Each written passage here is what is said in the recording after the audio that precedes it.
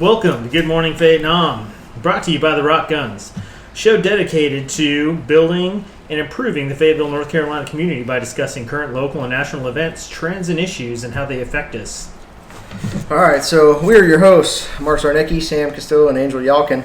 I'd like to introduce Sam, the founder and CEO of the Rock Guns and Accessories. Please tell us about yourself and what led you to start up the Rock Guns and Accessories. Yeah, man. So I'm a retired Army. I did 20 years.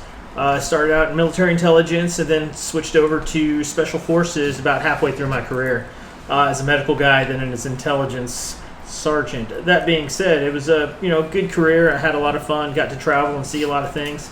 But at a certain point, I realized that I wanted to shift away from the military and focus on my family, which led to exploring opportunities here in Fayetteville, North Carolina. And the big thing I found was chance to move into the Fayetteville, North Carolina market in the firearms industry. So we opened this gun store, the Rock Guns, and really want to focus on not selling guns as much as building relationships in the gun community, spreading that knowledge base that I've learned, lessons I've learned, things that I've skills and ideas I've acquired, and again, how can we build the community based around that, spread that knowledge down to the lowest level. And so it's been a fun ride. We've been in business for 2 years now, and it's quite the adventure. So what I'd like to do is shift on to the next person. All right, so I'm Mark Zarnicki. My military career, I had a full ride Army ROTC scholarship out of high school to do that stuff, become a second lieutenant in the Army. About 2 years into that, I decided it wasn't for me, the college course. I wasn't about it. And I enlisted. I enlisted as an infantryman and going through the 18 X-ray program to try out for Special Forces. I ended up not making it through the pipeline completely, and I ended up finding myself in the 82nd Airborne, and I did the rest of my enlistment there, about 4 years. Towards the end of it, I did one deployment, and because of that, I was able to get a independent security contracting job out of the Army. I had just enough experience, which was great, and it really helped me out. And then in the meantime, in between getting out of the Army and starting contracting, I ended up working here as an employee, which once I started contracting, the original general manager fired me. Nice. The store, which is definitely pretty funny, because when I came back, she was gone, and Sam was like, "You want your job back?" Nice. And I said, "Sure." And I was like, "By the way, I have some money. You looking for a partner?" Nice. Hell yeah. He said, "Yeah." So that's kind of how I got sucked into this craziness. Nice. But I'd like to also introduce Angel and what brought her to Fayetteville and get into her business. What up? My name is Angel. I am an active duty military spouse, which is why we were stationed at Fort Bragg. I am a licensed massage therapist. I am a mother of 3 young children. I decided pretty much immediately as I was in massage therapy school that I wanted to focus on military and first responders, but military primarily. Obviously, my husband being enlisted, and then this is my community. I really do feel that these are my people. This is my community. I see a need in various areas, one being healthcare, a big one. And I do believe that massage therapy has more to offer people than just bougie luxury and schlepping people with lotion. There's a lot more to it. So I created my business, Battle Ready Bodywork, and I serve the Fort Bragg community with plenty of people from other posts, other bases from all over who come down to see me as well. Which I'm grateful for, because the massagers are badass. Thank you. But no, it's great that you're helping vets and all that stuff. Absolutely, because my personal experience from the VA, not that I've had really bad ones, but trying to get chiropractic and some of that other stuff, that's not medicine. Right. Right. They drug the military up so much. Mm-hmm. And then there's also I know that they're trying to lift the stigma about talking about depression and stuff, but then you also have the this potential to lose a clearance, a security clearance, or whatever if you're too far down that rabbit hole. So massage therapy helps active duty and veteran in so many different ways. I work closely with people who have post-traumatic stress, people who have traumatic brain injury, depression, anxiety, insomnia. All of those things can be helped with massage, which people don't normally think about. They think about, musculoskeletal injuries, which of course, is part of the job. But human touch and human contact has a profound effect on the nervous system. And that in turn helps with depression, anxiety, and things like that. You're really regulating your hormone levels when you are on the massage table. You're able to switch from sympathetic, which is a high drive, motivated, high energy, but also stressed state. You're able to switch that into parasympathetic, which is a rest and digest, calm, relaxed state for the nervous system to be in. In that state, you're able to it has increased cellular regeneration, speeded wound healing, and it's just so many benefits for the mind and for the body. And so I think massage therapy is amazing. I mean, I'm biased, but I think it's awesome. I really do, because you don't see a lot of, at least I haven't seen a lot of people trying to take a different approach than. No, not at all. Because we just we go to our massage school, we regurgitate the narrative that we're taught, like, oh, you can do this, and this. And I'm trying to take it a different direction, especially because I'm a huge geek. I love to read journals, like scientific journals.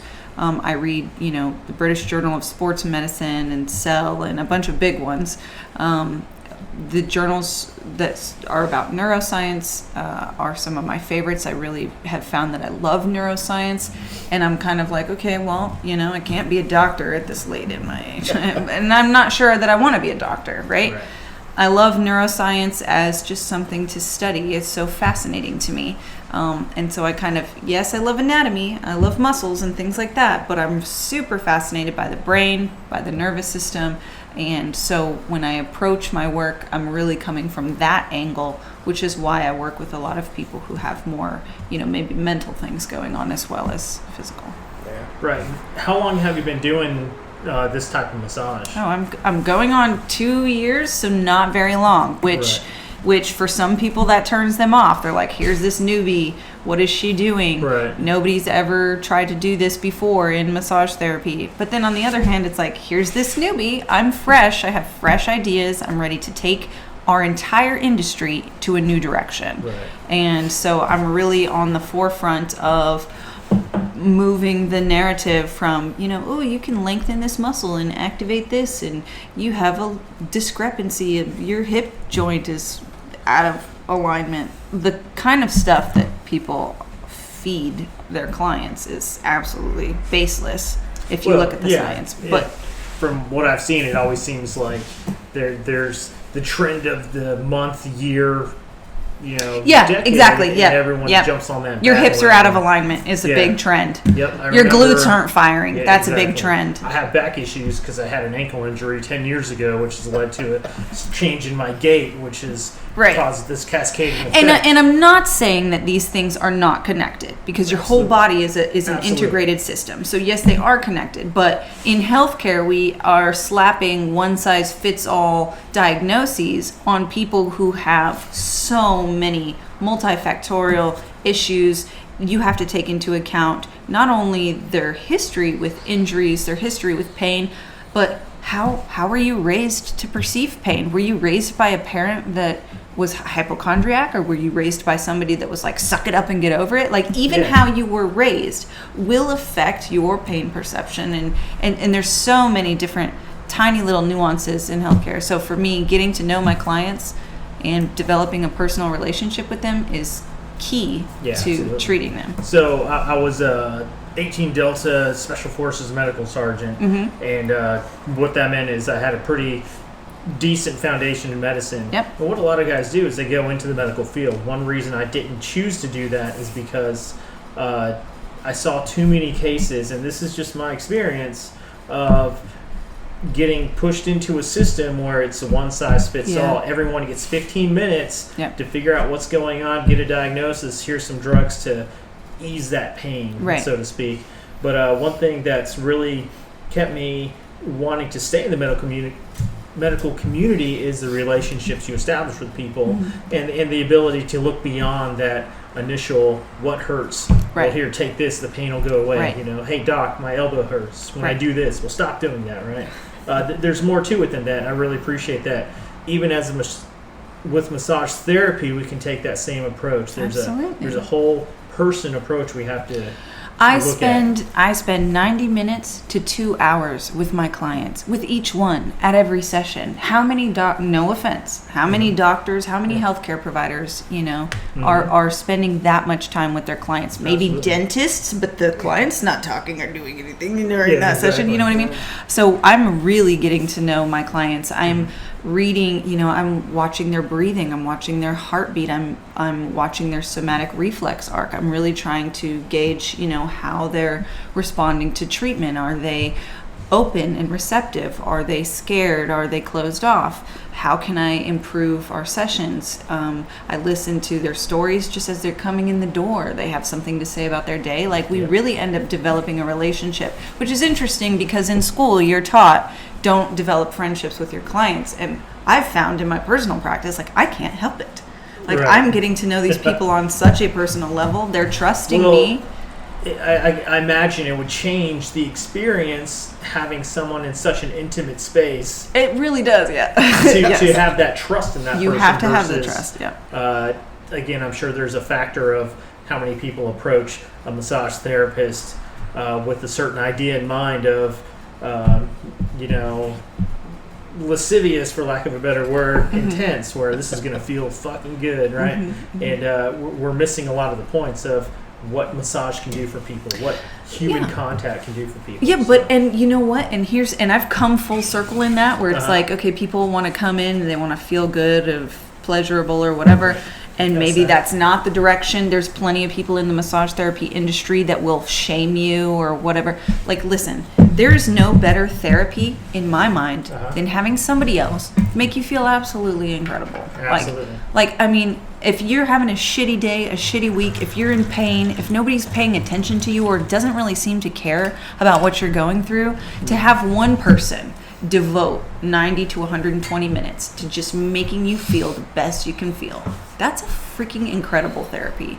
And it builds a community right there in that moment, because Exactly. you're And connecting to someone. I think that brings up a good point as well. And again, I'm glad we're having this back and forth, is because that ties into the reason I created this model here in regards to establishing a relationship with whoever your client, your customer, whoever you're interacting with, because community doesn't start with Fayetteville, North Carolina. It starts with Angel, Mark, and Sam. Yes, And individuals. that individual level.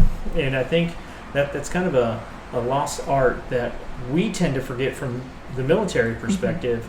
And I'm sure, that as any business model kind of dictates, that's tertiary to everything else of Yeah, but is it really? You know what I mean? Like, absolutely. because especially coming from the military, that camaraderie and that closeness is built and instilled within you guys. And then when you go out, like after you're out in the big world, it's like nobody wants to build that anymore. Nobody wants to foster that. Oh yeah. And that's lonely in itself. So yeah, I think that the business model in general is moving away from this big faceless corporation that wants to get you in and out. Not just the business model, but the medical model. Faceless in and out. Nobody wants that anymore. We want personal connection. We want to build a tribe. And I think that anyone that has any business sense is going to go in that direction. Absolutely. Yeah. I've seen a lot of this stuff. Just in my personal opinion, it feels like some stuff can be shallow nowadays with businesses or even like some veteran outreach things. Sometimes it just feels a little shallow. Well, it's maybe I'm not involved enough, but I get the same impression. I quit going to some of these networking events because it just started feeling like we're repeating ourselves, right. and I'm not like, what's value do we gain from these relationships, Right. and that's another big discussion to have, I think. But again, I appreciate at this micro level that we're looking to explore that, because again, I think Absolutely. that's why the three of us wanted to continue moving forward with this is to have these conversations. Absolutely. Because Fayetteville, North Carolina has so much potential. Mm-hmm. Oh, totally. I'm excited. Some of to the be here. best people on Yeah. the planet Earth live in this I area. know. I love it here. And it's so cool to see that. Yeah. But how can we be a unifying factor in that? Is the question. And I see what you're doing is I such love a it. huge part of that. Yeah, I love that so much. I do think we have to keep it on a community level. I don't think that relationships that are significant and meaningful can scale. I really don't. And then that ties into what's going on right now in America with big businesses, staying open and small businesses staying shut. Like, I think they're going backwards. I think everybody's doing it the backwards way. Yeah. I think that we need smaller communities, smaller governments, smaller businesses, smaller this and that, because you can make a bigger impact if you have a more direct connection to whoever is in your circle versus, Absolutely. the overall. Sam and I have been talking about that recently with just that customer experience Mhm. and making them feel involved Yeah, in what's going on. And we've gotten a lot of great feedback on that that's awesome. recently, which has been really cool. Yeah. Just the other week, it's like 2 weeks ago, I took Katie's I wanted to test fire this gun. And we don't have a range right here. It's about 15 minutes away and it's private. And I was like, you know what, man, I'll drive you down there. If you want to test fire this gun, I'll take 30 minutes out of my day. We'll go down there. We'll test fire it. He bought it when we came back. So Nice. you know. Yeah, and that's amazing. I mean, you took me out Yeah. for a class. It was Yeah. great. It was freaking awesome, and I loved it. I felt like I felt like when you took me for that class that you cared about my past experience, not just the fact that I wanted to get my concealed carry permit, but that I had been a victim of gun violence, and you really took that into consideration, and you really were slow with me and helped me out, and that's what I needed from somebody versus just kind of a big box solution to Yep.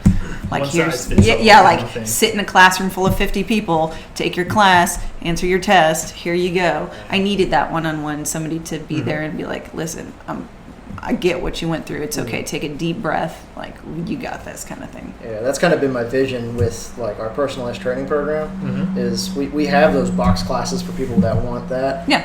And that's fine. Everybody's got their thing, but doing that personalized class for that individual person or maybe a couple, I Yeah. feel like that's another great way to go about it, or at least to have the option. Yeah, You have the absolutely. ability to do I that think if that's you want really to. cool because I've actually not run into anybody else doing that. So yeah, I Because love a that lot of idea. people think it's a waste of their time to get just that much money for that much amount of their time. Right. And And so then you're looking at profits over people, which in a business model, I do understand this. But I struggle with it as well, creating the balance. So my prices as a massage therapist are pretty low. They're lower than most massage therapists nationwide.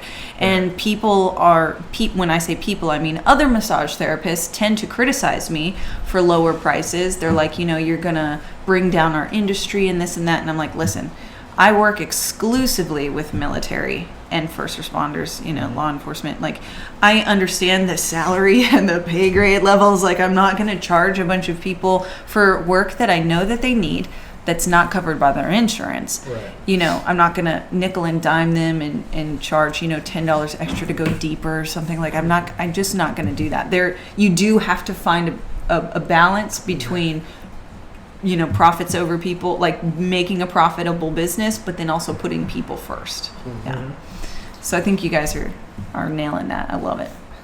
Yeah, it's once again, it's my short time here in Fayetteville. I've been in and out of Fayetteville since the early 2000s, but there's so much potential in this community. Totally. It drives me up the wall just to see it, and I equate it to that 80s movie with the nerdy girl with the glasses not realizing how beautiful she is, right? All she needs is to take them off and let her hair down and shake it out, and suddenly you have this vision, and that is Fayetteville, in my opinion. Totally. Because there's so many amazing people.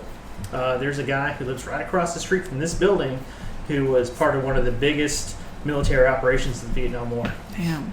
living quietly in his Yeah, house, just going about just his chilling. life. But There's so many personalities there's here. so much going on here. Yeah. And I think those people, the people who are willing to contribute are going to make a difference. But we just have to, once again, my How do big we gather theme them is, all yeah, together? how do we unify Yeah.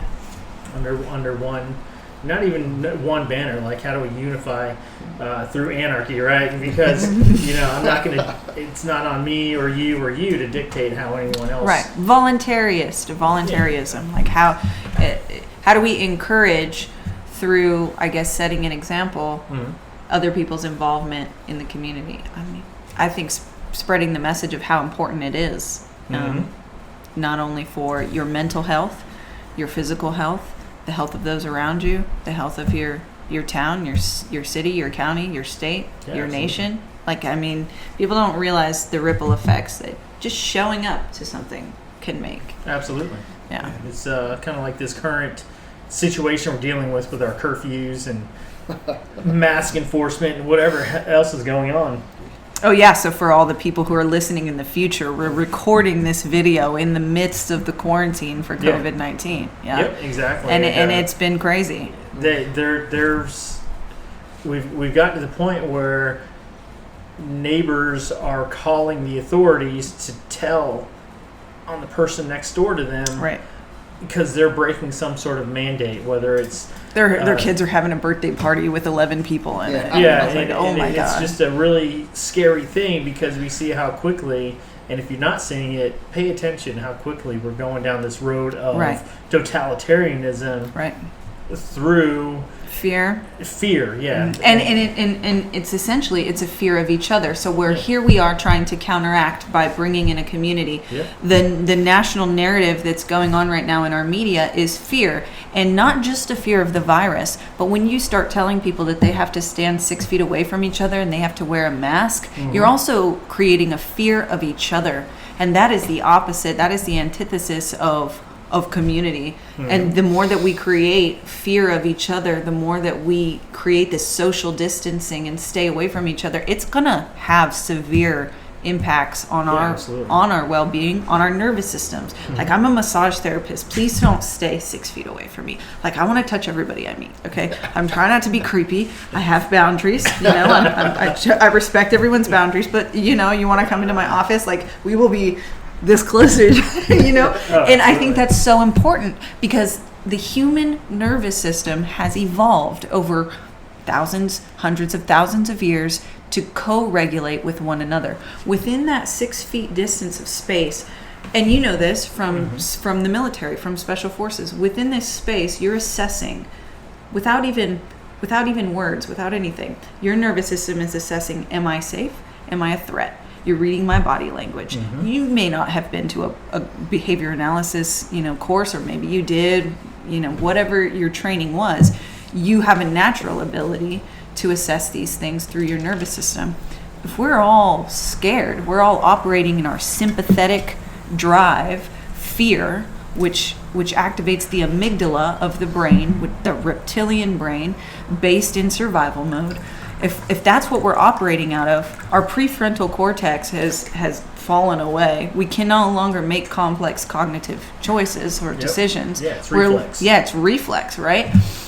So we're losing our empathy. We're losing our compassion for one another. We're acting only out of our most base survival mechanisms, and that is not how you build community. That is not how you heal from COVID-19. It's not how you heal from anything that ails our world right now. We absolutely need to resist that whole narrative. I'm not saying don't be safe.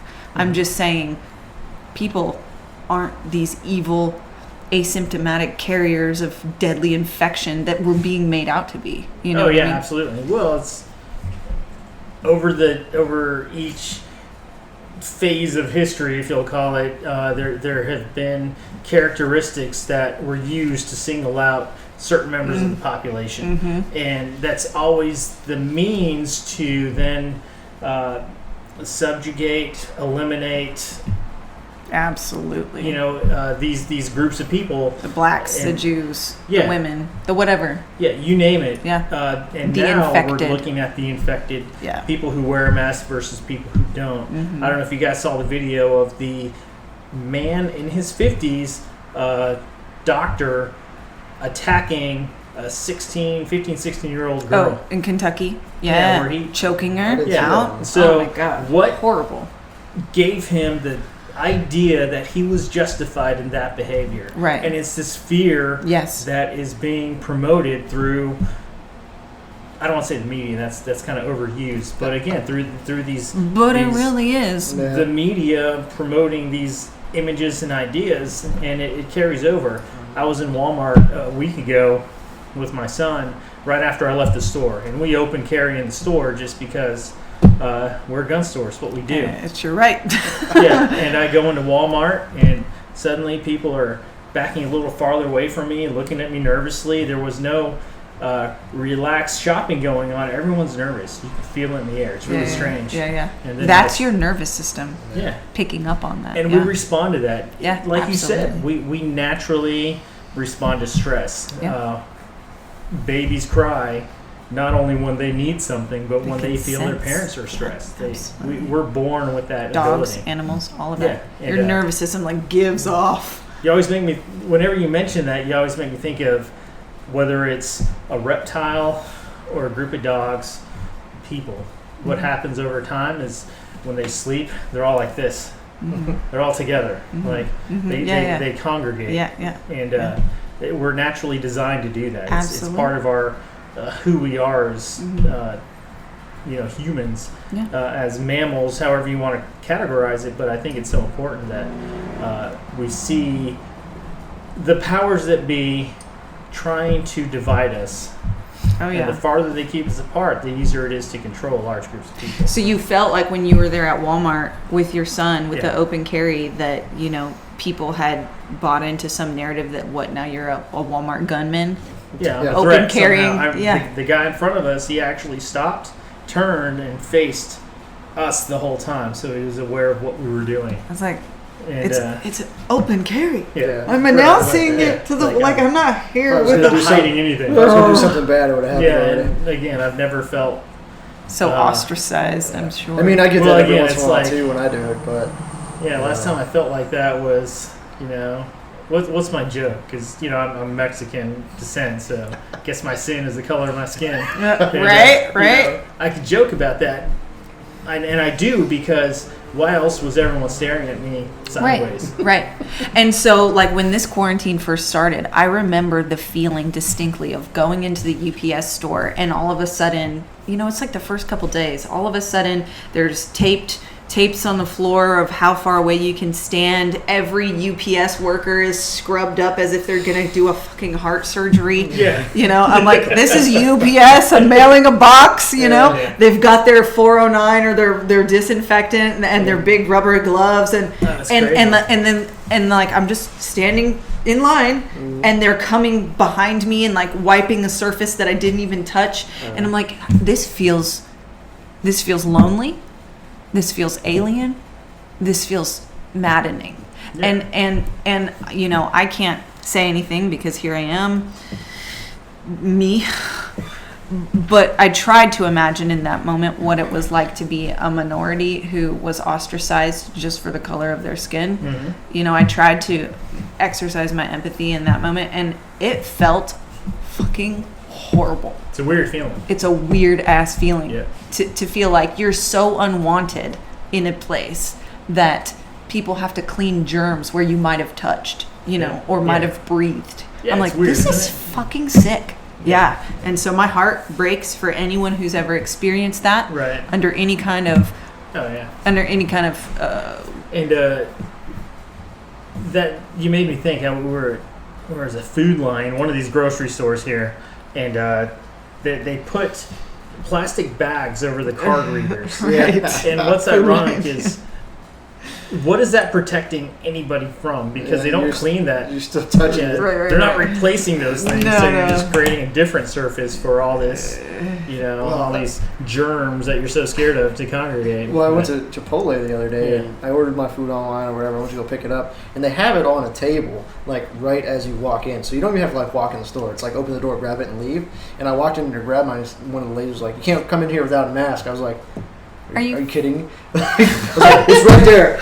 Like I can reach it right now." I can do it without breathing. I'll hold my breath and get my burrito. So luckily I had one of the masks in my truck, and I was like, "Oh my god, okay, whatever." So I just walked out, and I was like, "That just pissed me off more than anything." Yeah, absolutely. But now we have to be so careful because now we're being conditioned to accept this as okay. This is not okay. This is not how society should function. Oh, no. We're driving each other away, so far away. And it's sad, and it's going to have dire consequences that nobody's talking about. Dire consequences: mental health, physical health, nervous system health, immune health. Yeah, absolutely. And I want to talk about that here in a minute more about the just the physiological effects of touch versus isolation. Right? Yeah. There's big changes that happen on either side, but it's interesting because. I heard it recently, and I'm going to try to make a point. Bear with me.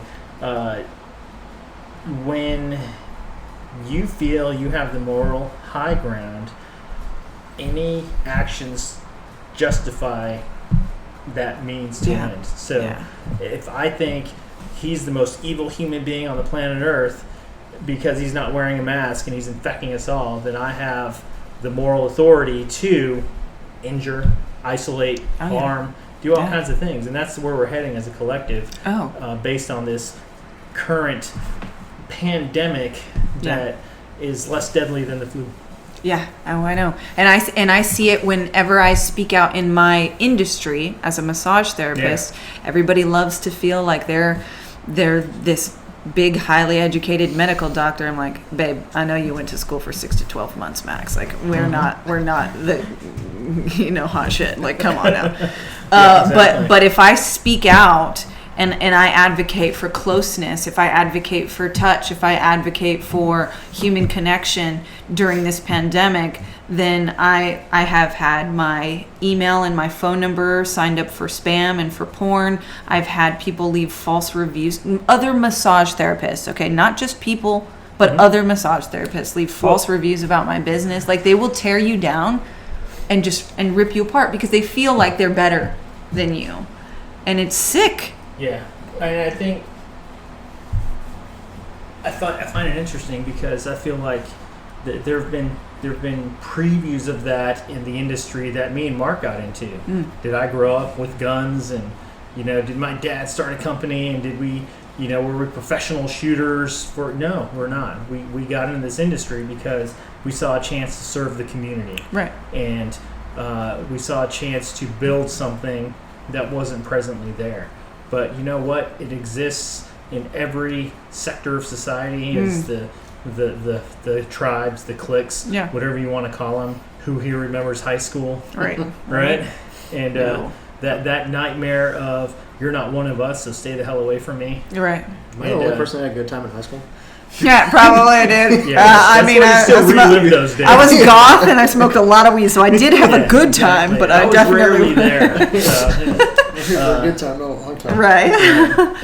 But again, the point being is it's interesting to me because the gun industry, from my perspective, is kind of stuck together because we're the first target for any legislation that wants to shut us down. So it's a really great community, amazing people, but I've seen previews of what can be, especially in medical. As I still teach EMT courses and paramedic courses and all kinds of stuff with other organizations, but there's this trend going on where you either believe COVID is evil and you're going to fall in line and go save the world, or you don't think it's that big of a deal. We're making a big deal out of nothing. Right. And, now I'm. But the big deal out of nothing people are chill.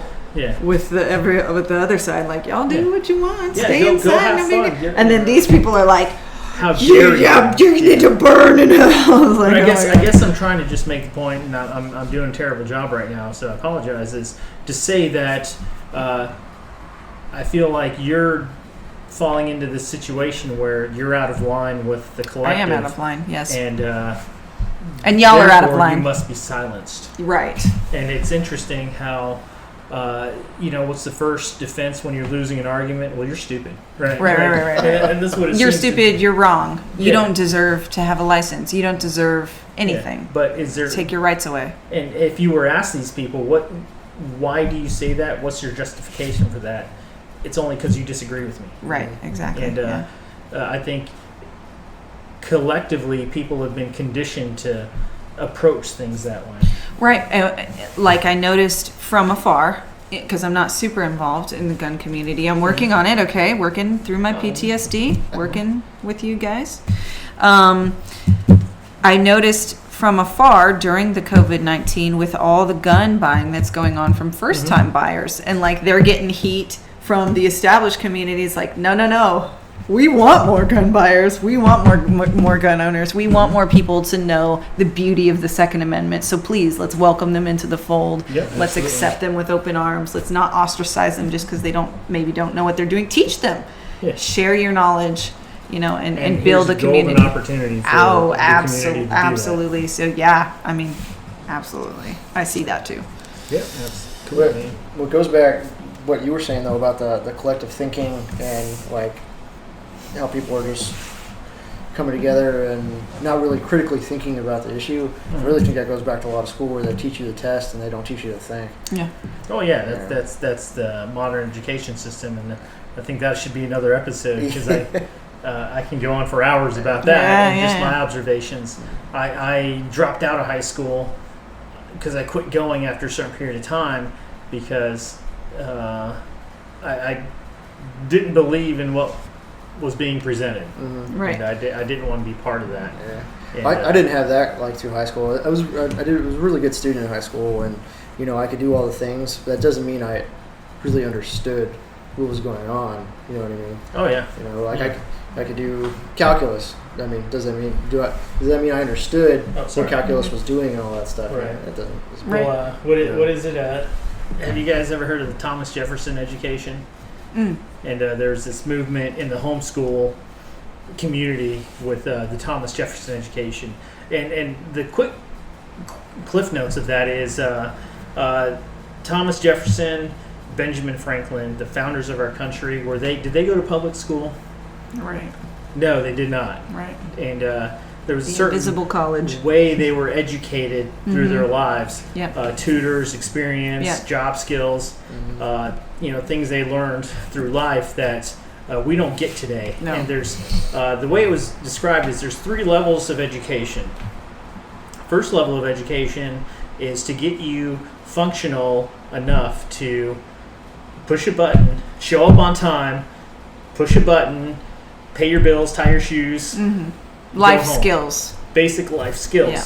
So you can function at that base level. And this is a byproduct of the Industrial Revolution of we need workers to fill the factories. Right. So school was designed to condition you to respond to bells, sit in close quarters with other people, Yeah. work on that schedule, Yeah. wake up at a certain time, be done at a certain time. Yeah. We're conditioned into that. And that's the basic level of education. Yeah. And then you go to the next level, which is a specialty. I have a skill based on a system. So one of my things I like to say is a doctor is no different than a car mechanic or a massage therapist. Why? Because you learn a system and you work inside of that system. Right. How many doctors have I met that probably couldn't change the oil in their car? Right? But a mechanic can't do a chest tube, right? So you become specialized in a field. Right. And that's where the majority of us lie, whether it's working in the firearms industry, massage therapy, or being a doctor. And then finally, the third level is your higher level thinking, your leaders. Yeah. And that's what the Ivy League colleges were founded on that. And there were certain things you had to understand and apply as a graduate from Yale, as an example. Observe a system, identify flaws in the system, come up with solutions to that. Most of us in this country, in this community, have never been shown that. Right. And I remember, I'll tell a quick story. Army days, I went to the intelligence sergeant's course, and we had a week-long block on critical thinking. Yeah. And it was really amazing to watch how many guys could not... I'm not trying to denigrate these guys, but they had such a hard time working with these concepts. Yeah. If it doesn't, the typical mindset of the soldier that we stereotype, which there's some truth in it, if I can't kill it, fuck it, or eat it, I don't have any interest in it. Right. And that being said, that leads to the inability to observe and consider the long-term effects of an action, as an example. Right? I'm going to act absolutely. rationally because I'm working on that reptilian level brain, my instincts. I respond. I don't plan. Yeah. So planners are actually kind of rare.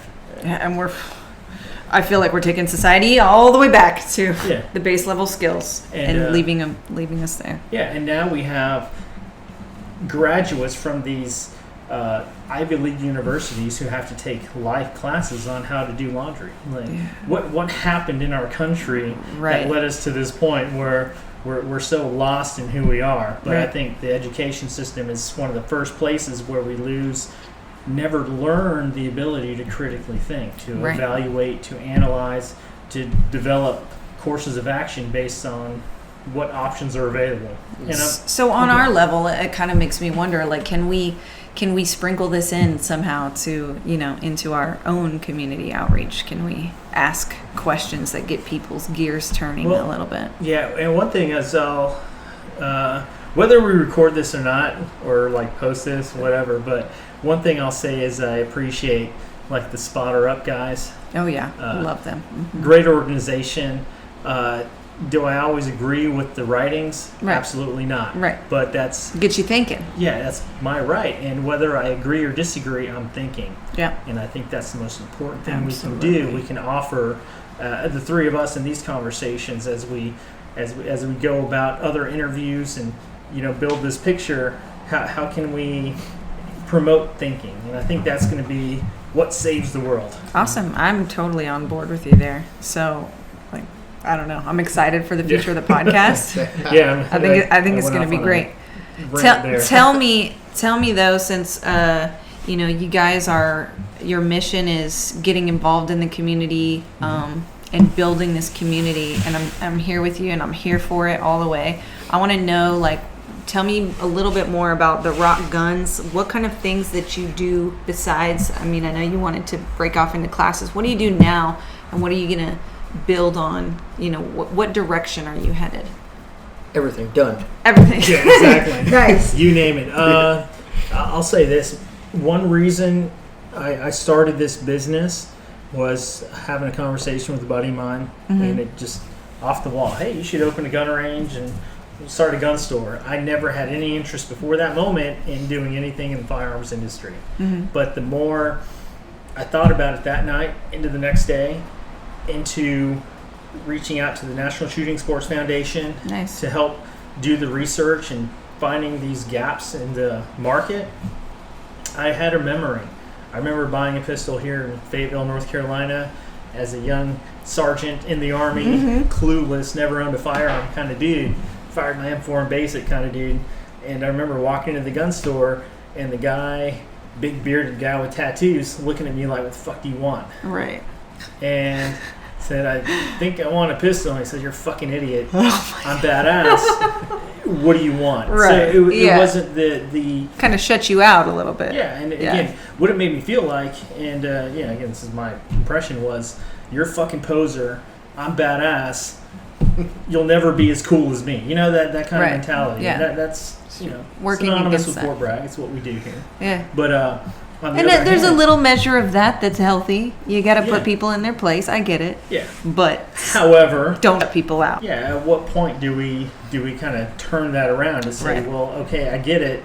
I'm not here to give a shit about what you know or what you don't know. I want to make sure what fits you best. Awesome. And I bought a used 1911 from a pawn shop and fucked around with it and realized guns are kind of fun. I got more comfortable and more into it. And Nice. I'm excited. I'm at the beginning of my story too, so this Yeah. is gonna my gun story. Well, maybe I'm in the middle, but Exactly. but this is gonna be super fun. I'm excited to be part of your guys' mission and going forward with that. Well, I would like to, again, continue to have these conversations to work together. How can we support each other, not only as businesses, but as individuals, as again, this community we're talking about, because we serve a lot of the same people. I think we serve exactly the same people. Yeah, those who protect us. Absolutely. And it's a community I'm so passionate about. Yeah. I always like what you say though about like making our store a destination for all the stuff that we offer, between the gunsmithing, the Cerakote, the laser engraving, the Kydex, stick plane training, all that stuff that we do, and hopefully more to come. Making it a destination where people come to hang out, not just come in, buy a gun, and get the fuck out of here. Oh yeah. You know what I mean? Yeah, and that was the thing. Like, okay, get in, spend your money, get the fuck out. And that's kind of the Fort Bragg business model, because everyone talks about how transient this community is. People are here, the military communities, they're here for a certain period of time, then they leave. Yeah. And I can be as much of a dick as I want to be, because you're going to be gone and someone else comes right in. Yeah. And I didn't want to be that guy. I didn't want to be that such organization. a good point. That is such an amazing point. Yeah. And again, there's what surprises me is things that we decided to do here. The gunsmithing. No one really does that around here. So we established that footprint. Nice. And it's, suddenly everyone else is saying, oh shit, we need to get a gunsmith, right? Right. But before, what is it? Fayetteville is a town of good enough. This is good enough, so I won't build farther, because I get enough dudes buying guns in bulk that I don't need to go to the next level in my service, my products, anything. Because I don't give a shit. I have a rotating stream of customers to spend money. And we're a little different, because you said, forget that. If you come in here, you talk with me for 20 minutes, you realize that I'm not what you're looking for, and you go down the street and spend money, fuck yeah. You're putting money into the community, the city. Yeah, it matters. Yeah. And you got what's best for you. Right. And that's kind of our model is I'm not here to take from you. I'm here to give to you. Right. And what that's translated to is we had someone come in, buy a pistol, come in 3 hours later and say, I got free time. Do you want me to help? Nice. Yeah. And now that's we awesome. We get that all the time. People are like, we had an 18 Bravo candidate come in today. He's an he could Q-Force. apprentice. Nice. That's awesome. And it's hard because from a business perspective, people are going to say that's a shitty business model because you care about people over profits. But what ends up happening is you do develop a community support, and it's the same with massage therapy being good enough. People go through school and they're like, oh, I know how to do this, I know how to do that. That's good enough. And here I am. I'm like, no. I want to do this, do that, but then I also want to work with your brain. I also want to go a little bit deeper and and care for your well-being, like take it beyond what it's always been. And I may not be making money hand over fist, but there's value in personal fulfillment, and I have already established such a supportive community, a supportive circle, and so that support, and there's value in that. And so I'm with you 100%. I think that there's just as much value in what you get out of it, in your heart, in your soul, in building the community. And in the end, if it all came down to second quarantine, third quarantine, fourth quarantine, and shit hits the fan, your community is the most valuable thing. Your paper money is going to be fucking worthless. Exactly. Your community is going to be gold. Yeah, your people. Yeah, absolutely. So I'm with you 1,000%. So, what led you, Angel, to take this approach to massage therapy?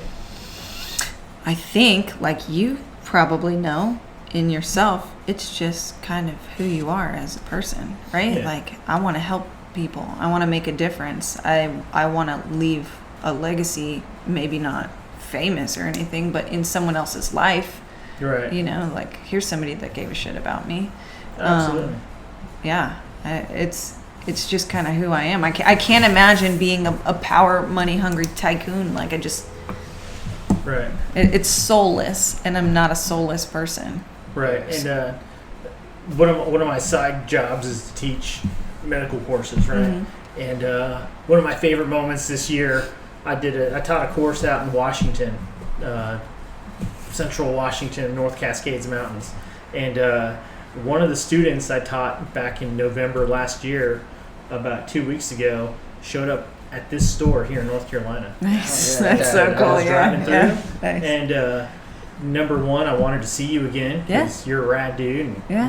Mike, the guy who stopped by, Yeah. killer dude. Yeah. He was out to kayak out on the Outer Banks and have a good time. Yeah. Now he's in Utah working as a park ranger. Yeah. But these moments where we connect with people. Yeah. And to leave an impact is what matters to me more than money. Right. Absolutely. Money comes and goes. Money is an imaginary construct, Right. based on how this economy has been established, but it has nothing to do with what people value. Right. And those connections too are reciprocal, right? So Yeah. like that person that came back to you, that's your signal of like, this person is worth my time. Mm-hmm. Like it's a two-way street. We can try and pour into our community here. If they're not reciprocating, they're not reciprocating. We can't force them to want to participate. But when Yeah. you find that guy that drives to you specifically because you made an impact, then you're like, okay, this is the guy that I want to put my time and my effort into. Yeah, And it's the absolutely. same with my clients. When they come back to me, of course, I mean, first of all, of course, I'm going to give my best work to the people who just come see me for the first time, of course. But when they keep coming back, I'm like, these are the clients that I'm going to put everything into. Yeah, All of my absolutely. heart, all of my soul, all of my effort. I'm going to help them. And so that is a two-way street. So we demonstrate that, in our businesses, but then also showing our customers and our clients like, okay, you invest into me and I invest into you, and this is how the community builds. Exactly. It's a two-way street. Mm-hmm. And I think that says volumes about who you are and why you do what you do.